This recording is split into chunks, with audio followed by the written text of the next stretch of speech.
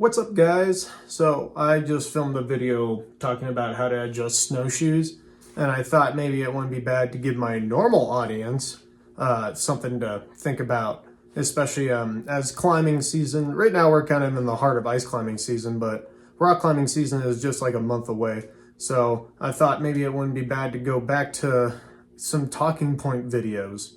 And this one I wanted to make for a while now. And I still actually talk to people about this, and you still see this out there by some old school folks, but I wanted to talk about why we have transitioned away from building a mini top rope on our anchor in a multi-pitch or belay from above scenario to belaying directly on the anchor, which is kind of the more standard thing. Let me start off with just talking through a quick setup of how you would more normally belay under normal circumstances. I made it to my anchor. It's going to be a bolted anchor, and I got some material in right here. First thing I'll do is clove hitch myself in. There we go, and then I can pull out my belay device. It's got an ATC right here. I'm going to lock that carabiner down. I say off belay, pull up my rope to my partner, and then load the device on the anchor just like normal. You're on belay, and then I can pull and slack, just like the standard setup of the clove hitch, ATC, and guide mode. Okay, so anyone who's learned to belay in the last 20 or 30 years knows that exact system that I just set up right there. There definitely is a few variations on it, but that is exactly the system right there. So now let me demonstrate the point of the video, that belaying off of a mini top rope on the anchor. So here's the same setup. I'll attach myself to the anchor, doesn't really matter how, and I'm attaching myself to the master point right here. And then I can pick whichever bolt I want, put the carabiner through that. I go off belay. Pull up the rope to my partner. I clip that rope into that carabiner. This is my climber strand going down the pitch. This is my belay strand. I can grab a belay device. If you're going to use this technique, you might as well use a gree-gree, but kind of doesn't matter, whatever belay device you want. And I'm going to hook that onto my belay loop just like you normally would as a climber. I know that's off camera, but everyone knows what I'm talking about. And now on belay, and I just pull in rope, and I have a little mini top rope right here. So if you go back, actually Google John Long, how to rock climb, and then watch watch that whole 40-minute docu video how-to series, because it's pretty awesome anyway. But this is like the standard way you belay in the 80s, the 70s, going further back in time, all the way to probably around the late 80s, early 90s, people switched to belaying off the anchor. And there's a number of pros with belaying off the anchor, but let's talk about some cons of this system right now.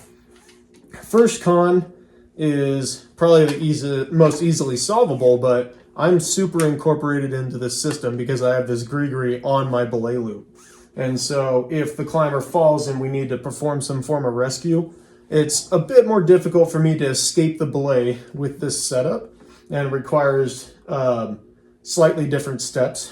However, in the end, it's not like the hardest thing in the world. And also, that's probably like the least likely scenario you're going to find yourself in. So the next scenario is more of an annoyance factor. This actually will twist your rope, having the rope go through one carabiner. And I also see a lot of people that use this technique. They use non-lockers right here.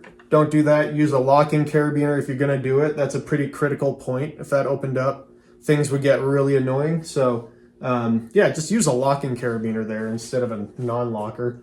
But having this one carabiner through the bolt right here actually will put twists in your rope. And I have seen people belay over long pitches with this setup, and they had a massive amount of kinking in their rope because of this. Easy way to avoid that issue is take a quick draw. Let's put that up there. So if you switch the carabiner to a quick draw right here, that actual extra twist right there will keep your rope from twisting up. So just a little switch. Of course, now you have non-lockers right here, so this is where a locking quick draw would be useful. But by having this extra allowance of twist right here, the twists move into the quick draw and you don't twist your rope up as much while you're belaying with this technique. Not that I would recommend using this technique in general, but that is a way to solve that issue. Going back now, the final issue is this belay method actually adds more force onto the anchor than the first one. And a lot of people kind of think like, well, how does that work? And ATC in guide mode is directly on the anchor, whereas this is me holding up a person. Shouldn't that create less force on the anchor? But in reality, what happens is, if my climber, let's say they weigh 100 pounds, if they fall, I have to put 100 pounds of counterbalance on the rope in order to hold them in place. That creates a 200-pound force on this bolt. And that's actually the thing people don't think about, right, is, these top rope systems can actually add a lot of force onto the anchor.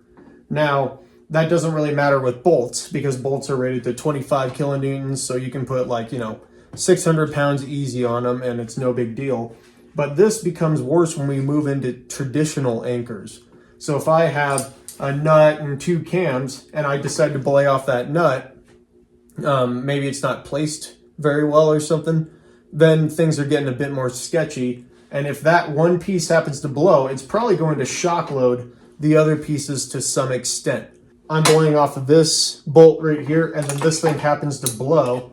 There is shock loading introduced with those two legs of the anchor.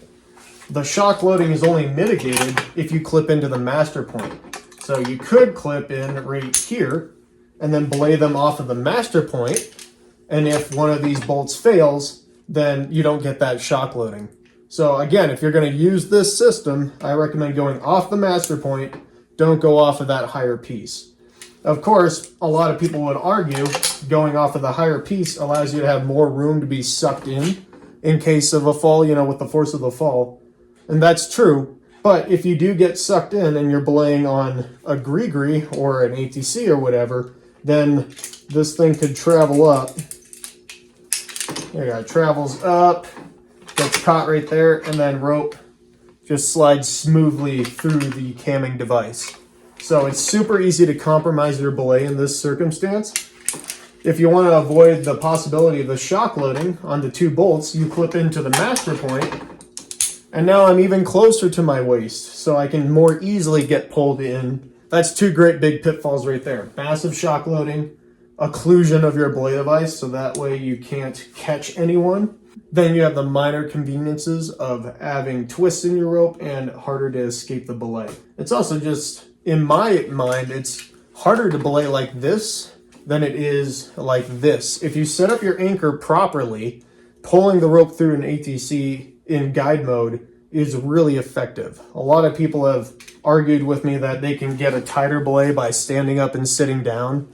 Maybe that's true, I guess that helps with getting some of the stretch of the rope out of the system, but there's just so many pitfalls with it. If I switch now, you go back to this since I have the device right here.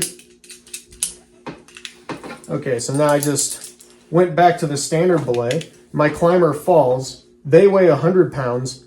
100 pounds goes onto my anchor. It's not the counterbalance that we set up with the 200 pounds. Also, it goes directly on my master point, so if one of these things fails, there's no shock loading. So you have those two giant advantages right there. Another thing is it's easier to kind of set up rescue systems because you're out of the setup, so I can easily just add a prusik here and then build some form of a shelf to get my device back. Also, hauling people, if they happen to fall, before you had to really hike up and then sit back to try to haul them up through that one bolt, which of course adds more force onto that one bolt or one piece. And also there's a ton of friction, so it doesn't work as well. It's a bit more efficient to haul people on like a 3-to-1 or something off of the anchor, especially with something like a gree. In the end, we've moved on from that system because we found one that's more effective in many situations, more useful and a bit more foolproof than the other method. The other method requires a lot of more experience, you could say, with analyzing your pieces, making sure that you pick the best bolt, making sure that you pick the best cam. And if you're going to build this with a trad anchor, I would recommend at least 2 pieces more or less equalized together, and then you can belay your buddy off of that, just because of that possible rip out shock loading potential. If you're in a place like Yosemite with bomber cracks, it doesn't matter as much. But if you're in more like an alpine situation where the gear isn't quite as good, then you're putting a lot of extra force on that piece just from your belay style alone. I think that's about all I'm going to say on this topic now. I talked about the reasons why we switched from doing the mini top rope setup to direct belay off the anchor. One of those things, I don't really see too many people doing it. I've only really seen the old school climbers out there still with this method. Just another one of those argue points why we're stacking the odds in our favor, and we want to evolve our techniques with the new strategies and the new science that's coming out. I hope you guys got something from this video. If you're in the middle of arguing with some of your friends why they shouldn't be doing this, hopefully that gives you a little bit of ammo, so that way you can get them off of that. And I think that this technique can be pretty dangerous, you know, especially when we add in trad anchors. I think that this technique is very outdated, and it just it takes away so much margin of error by this setup. So I think that we should definitely stop doing it. Luckily, I mean, a lot of people have never even been exposed to this if they haven't been climbing for, you know, even if you've been climbing for 10 years, a lot of people haven't even seen that belay style. So that's pretty nice that we're really moving on from it. But if you feel like you want to do it or try it out, you know, just use a sport anchor and really evaluate your setup. And then if you can find a way to back something up, you can, but I just would avoid it altogether. It's just not as ergonomic. It's so easy to pull rope through with this setup right here. Yeah, I really don't want people using that technique. But that's just a few reasons why we've completely moved away from belaying mini top rope style off of the anchor. It's just an antiquated system, and it's not really super effective, and there's way better techniques out there, and this helps keep a much wider margin of error than the other system. If you like my video, then you please give it a thumbs up. You can subscribe to my channel for a ton more tips like this and talking points. I like to talk a bit deep dive into the more specific items that are involved with climbing. So if you have a question about the reason why we do something, you can leave a comment and I can make a video talking about why we do what we do. And with that being said, thanks for watching, guys, and I'll see you in the next one.